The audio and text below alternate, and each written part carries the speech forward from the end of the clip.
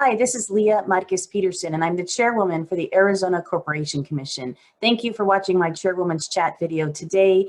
I wanted to cover some of the items in our open meeting yesterday and the day before, actually. It was over 2 days because of a power outage that occurred in the Phoenix area, unfortunately. But very excited about a few items that came forward during yesterday's open meeting. First and foremost, I know that a lot of us have been reading in the media about the Colorado River shortages, the pending drought, or the drought that we're currently in, some of the actions that different states are taking. And it was important to me that we also take action, and we are involved in determining how this drought will impact our regulated water utilities.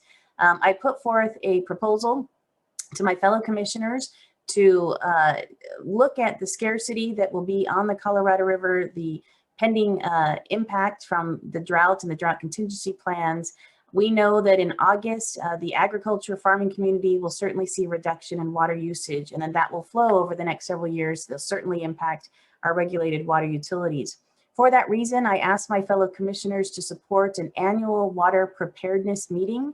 And we do host a similar meeting for the electricity industry in the winter and in the summer, and we don't have something like that for water.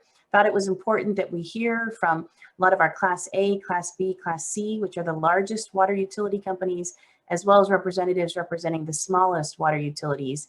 We hear from the Department of Water Resources, and we hear from other associations that represent water during this preparedness meeting.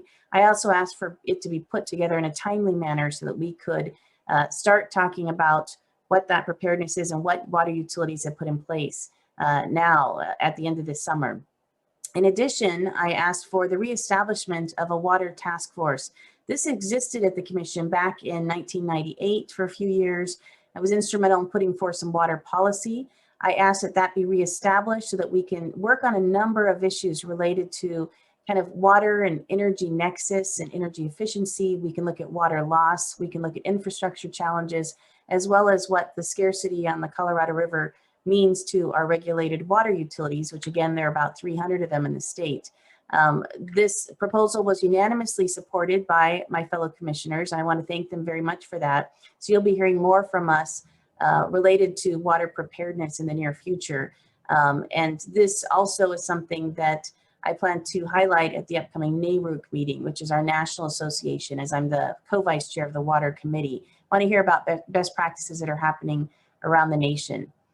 In addition to this item, we talked about a number of issues related to the Cholla plant conversion for biomass, which it doesn't look like, unfortunately, I have support for recalculating the cost of that conversion. So that didn't go very far, but we also talked about our interest in collaborating with the state legislature and the governor's office on the just transition, or the transition for coal impacted communities as we move away from coal plants in their region and their communities, and we know the dates that those are pending.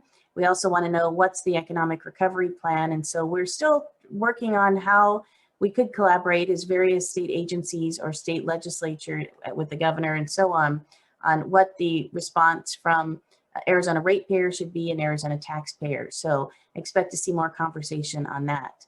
But we did have a packed agenda. I encourage you to take a look on our website at azcc.gov and read our recent press release that highlights some of the key items that we did cover. And want to thank you again for your interest in learning more about your commission. All 5 of us are elected by our voters throughout the entire state, and we're very proud to serve. So thank you again, and again, find more information or reach out to any of us at azcc.gov. Thank you.